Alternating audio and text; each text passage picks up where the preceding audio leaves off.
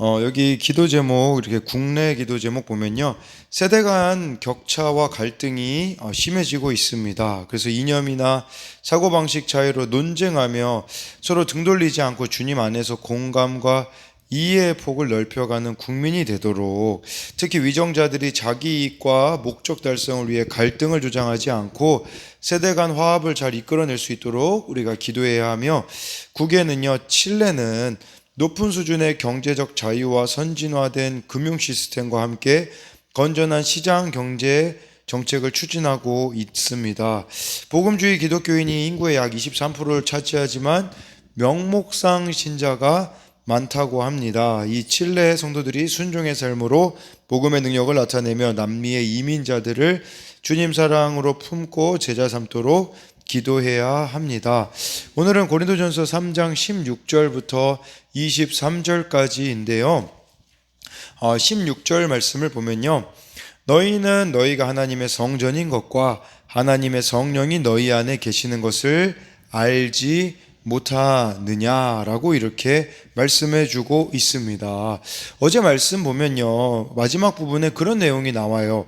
각 사람이 공적을 나타낼 것인데, 그러니까 우리가 각 사람의 업적이나 모든 했던 일들이 다 나중에 드러나게 될 것인데, 근데 그 중에서는 남는 것들이 있고 없어질 것들이 있다고 말씀하셨어요. 근데 그것이 오늘 말씀하고 연결되어지면 성령으로 행한 것은요, 다 남게 되어집니다. 근데 성령으로 행하지 않는 것들은 다 없어질 것이라는 것이겠죠. 그러니까 이 세상에서 우리가 어떻게 살았는지도 성령으로 행한 것들이 결국은 생명책에 기록이 되어지는 삶을 살아가고 있지 않겠습니까? 그래서 이 지금 말씀은 너희가 하나님의 성전이다 라고 바울이 이렇게 고린도 교회 성도들을 향해 말해주고 있어요. 그러니까 우리 자신이 결국은 성전이라는 것이거든요. 그리고요, 이 교회라는 단어도 마찬가지예요. 세상으로부터 부름받은 사람들의 모임, 그러니까 우리 각 사람이 결국은 교회라고 볼 수 있거든요. 그렇다고 제가 무교회를 지금 지지하는 게 아닙니다. 당연히 이 교회 공동체는 서로 모여가지고 하나 되는데 힘쓰는 것이 맞는 것이죠.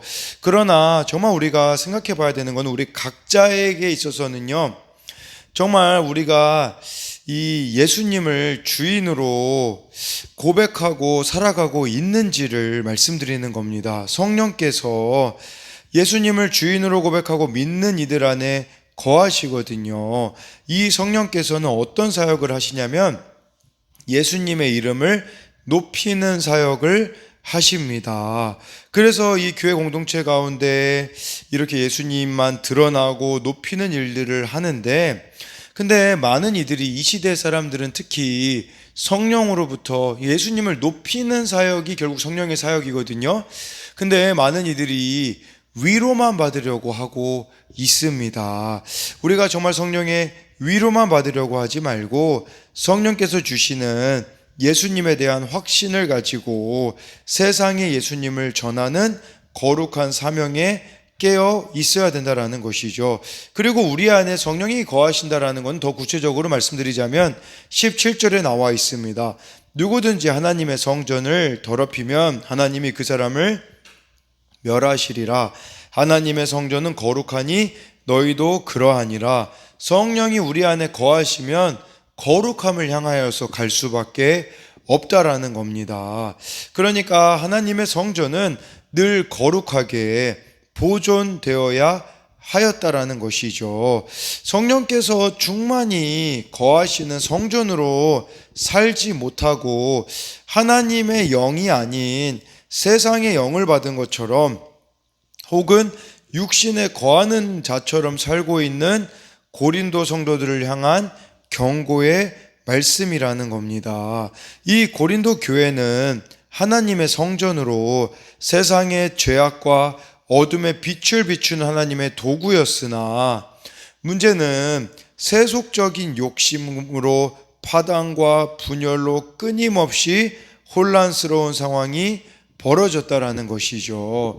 그렇기 때문에 사실은 이들이 성령님이 그 안에 거하신다라고 과연 말할 수 있는지, 그렇게 성령이 거하시면 일치되어질 것이고 정말 하나가 되어질 것인데 이렇게 분열의 양상을 보이고 있다라는 건 정말 성령의 지배를 받고 있느냐라는 거예요. 근데 이것은 우리들에게도 해당하는 겁니다.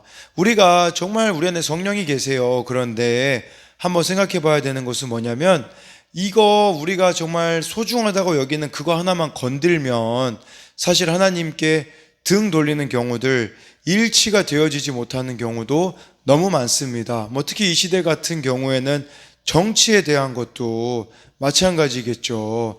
내가 어느 정당을 지지한다. 근데 그 반대 정당을 지지한다고 해서 일치를 보이지 못하고 있는 이런 모습들도 있고, 우리들의 삶의 깊숙한 곳에 정말 그거 하나만 건들면 우리가 하나님께 등 돌리고 공동체가 하나 되어지지 못하고 있는 그것도 어떻게 보면 우리들에게 있어서는 우상일 수 있다라는 것을 기억해야 한다라는 것입니다.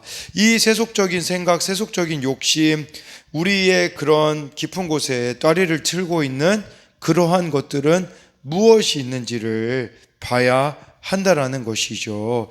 18절에 아무도 자신을 속이지 말라. 너희 중에 누구든지 이 세상에서 지혜 있는 줄로 생각하거든 어리석은 자가 되라. 그리하여라 지혜로운 자가 되리라 라고 말씀해 주고 있습니다. 아무도 자신을 속이지 말라라는 것은 더 구체적으로 말하자면 하나님이 모든 것을 다 판단하고 계시고 보고 계시다라는 것이죠. 우리나라의 범죄율이 그나마 좀 줄어든 것은 CCTV 때문이라고 하더라고요. 모든 게 다 찍힙니다. 근데요, 그 CCTV보다 더 무서운 하나님이 모든 것을 다 보고 계시기 때문에 아무도 자신을 속이지 말아야 된다라고 이렇게 말씀해 주고 있습니다. 너희 중에 누구든지 이 세상에서 지혜 있는 줄로 생각하거든. 이 고린도 교회 성도들은요, 사실상 정말 성령의 인도함을 받고 예수님이 주인이라고 고백한다면 세상의 기준으로는요 어리석고 미련해야 해야 하거든요. 그리고 지금 바울이 설명하는 하나님의 그 지혜, 이 하나님의 지혜가 무엇입니까? 십자가의 도죠. 십자가의 도는 바로 예수 그리스도예요. 십자가에서 죽으신 그 예수님을 믿는다면 세상에 대하여서 죽어줘야 되거든요. 근데 지금 이 고린도 교회 성도들이 여전히 세상에 대하여서 살아있는 이런 모습들이 있는 것이죠. 그래서 오히려 이들이 막 교회 밖의 사회적인 기준, 가치를 따라서 분쟁하고 있음이 스스로 지혜 있다고 생각하고 있는 것이라고 지금 바울이 여기서 말씀하고 있는 것이죠. 그러니까 세상의 지혜를 가지고서는 자신들이 교회 안에 들어와서 이것이 바로 그러한 것들을 가지고 왔기 때문에 결국은 분쟁이 일어날 수밖에 없는 이러한 모습을 나타내고 있다라는 것이죠. 그러나 이것은 고린도 교회 당시만의 문제겠습니까? 지금도 그렇지 않습니까? 우리가 하나님에 대한 것들을 얼마나 소중히 여기고 있습니까? 이 하나님에 대한 것들을 소중히 여긴다면 우리 교회 공동체는 일치를 이룰 수밖에 없고 하나가 되어질 수밖에 없는 것인데, 많은 사람들이 교회 안에서 생각이 다릅니다. 내 감정과 맞지 않으면 포용해내지 못하는 이러한 모습들이 일어나고 있는 것인데, 정말 우리의 기준이 어디에 있느냐라는 것을 우리들에게 이렇게 말씀해 주는 것이 아니겠습니까? 19절에요. 이 세상 지혜는 하나님께 어리석은 것이니 기록된 바 하나님은 지혜 있는 자들로 하여금 자기께 빠지게 하시느니라 하였고 라고 해가지고요. 이 세상의 지혜는 하나님께 어리석은 것이래요. 이것은 두 가지로 해석할 수 있어요. 하나님이 보시기에, 즉 하나님의 판단으로는 이 세상의 지혜는 어리석은 것이다, 이런 의미인 것이고요. 두 번째는요, 하나님에 대해, 즉 하나님을 알기에는 이 세상 지혜는 어떠한 도움도 주지 못하다라는 것을 말씀하고 있어요. 그러니까 세상의 기준에서 지혜라고 여기는 고린도 성도들에게 가치 기준이 이 기준점을 세상에서 하나님으로 바꿀 것으로 촉구하고 있는 겁니다. 그러니까 이 기준이 어디에 있느냐가 참 중요한 것이죠. 이 고린도 교회 성도들에게는요, 기준이 하나님이 아니라 세상에 있었던 겁니다. 그러니까 이런 모습들을 보이는 것이죠. 그러면서 바울이 욥기 5장 13절을 인용합니다. 여기 하나님은 지혜 있는 자들로 하여금 자기께 빠지게 하시느니라 하였고 해서요, 욥기 5장 13절에 이렇게 말씀해 주고 있거든요. 지혜로운 자가 자기의 계략에 빠지게 하시며 간교한 자의 계략을 무너뜨리심으로 라고 해서 참된 지혜는 하나님이라는 것을 말씀해 주고 있어요. 이 대표적으로 에스더서를 또 보면요, 하만 장군이 이러한 경우였었죠.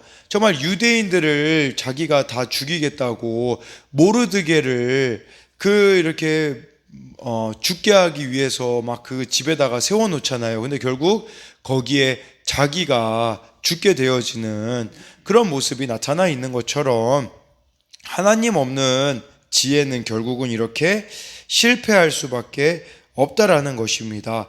20절에 또 주께서 지혜 있는 자들의 생각을 헛것으로 아신다 하셨느니라. 이 말씀은 시편 94편 11절을 바울이 인용한 겁니다. 거기 이렇게 나와 있어요. 여호와께서는 사람의 생각이 허무함을 아시느니라. 사람의 모든 생각, 하나님 없는 그 모든 생각들과 삶의 방식은 헛것이래요. 허무한 것임을 우리들에게 말씀하고 있는 것이겠죠. 그러니까 스스로 지혜롭다고 여기는 자들의 계획과 생각은 결국은 쓸모없고 아무것도 얻지 못한다는 사실이에요. 반면에 하나님의 계획은 온전히 성취될 것임을 우리는 기억해야 한다라는 겁니다. 21절에 그런즉 누구든지 사람을 자랑하지 말라. 만물이 다 너희 것임이라 라고 이렇게 말씀하고 있습니다. 그러니까 사람을 자랑하지 말라고, 만물이 너희 것이라고 말씀하는 것은 우리들이 정말 예수님이 기준점이 되고 성령의 인도함을 받아 거룩한 삶을 살아가게 되어지면 어떤 모습이 나타나게 되냐면 오직 예수님만 자랑하게 되어진다라는 겁니다. 그러면서요, 22절에 바울이나 아볼로나 게바나 세계나 생명이나 사망이나 지금 것이나 장래 것이나 다 너희의 것이요 라고 말씀하고 있어요. 그러니까 여기 22절에 이 중에 어느 것 하나도 이 자신의 능력으로 만들어낸 것이 없잖아요. 이와 마찬가지로 모든 것은 하나님으로부터 선물 받은 것이고 감사거리라는 거예요. 감사거리. 근데 이 감사거리들을 사람들이 자랑거리로 여기는 경우들이 많이 있거든요. 그걸 지금 경고하고 있는 겁니다.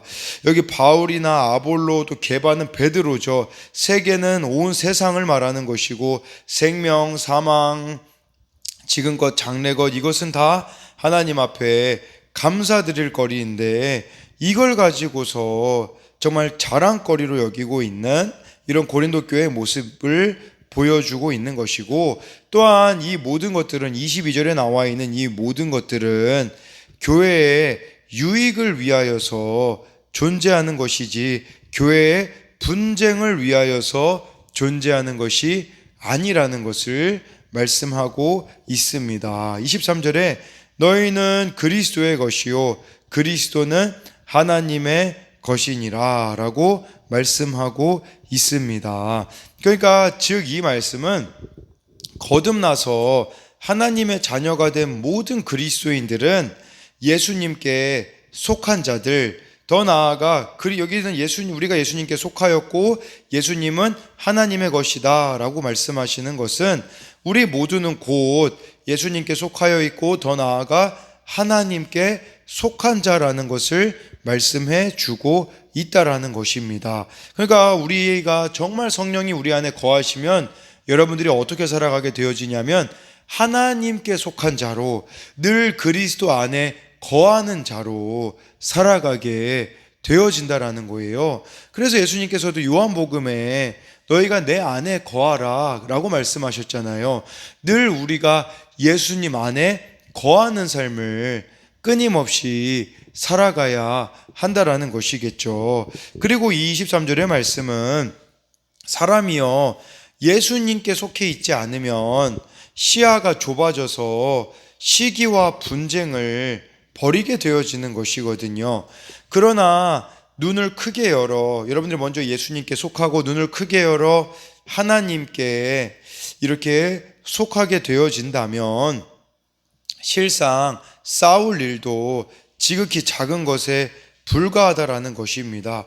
그렇기 때문에 이 교회가 끊임없이 연합되어지기 위하여서 필요한 것은 뭐냐면요, 바로 여러분들이 예수님께 속해야 된다라는 거예요.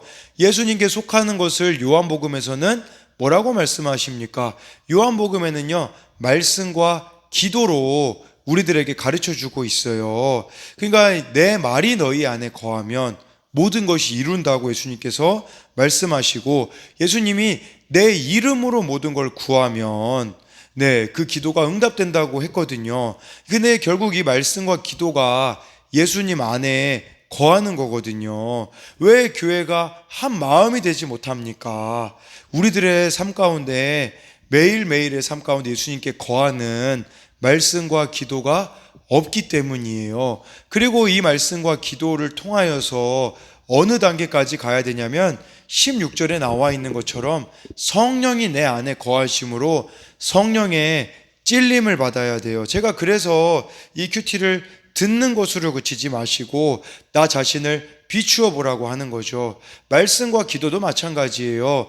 많은 말씀 읽는 것도 중요하지만 그 말씀 한 구절 한 구절마다 나를 비추어 보는 거예요. 나는 지금 이 말씀에 대하여 어떻게 살아가고 있는지. 그리고 기도도 마찬가지지 않겠습니까? 기도도 예수님의 이름으로 기도하라는 것은요, 그 예수님의 기준에 합당한 기도를 드리라는 의미거든요. 내가 원하는 것만 나열해 놓고 예수님 이름으로 기도드렸습니다, 아멘이라고 해서 응답되어지는 것이 아니라 정말 예수님의 이름에 합당한 기도를 여러분들이 드린다면 사실 무엇을 구하겠습니까? 먼저 그의 나라와 그의 의를 구할 수밖에 없거든요. 그렇기에 이렇게 예수님과 일치된 신앙생활을 우리가 이렇게 해 나아갈 때에 이 교회 공동체는 하나가 되어질 것이고, 정말 우리가 성령의 인도하심, 성령의 능력, 예수님만 높임을 받는 그러한 삶을 우리가 살아가야 한다라는 것을 말씀하고 있는 것이죠.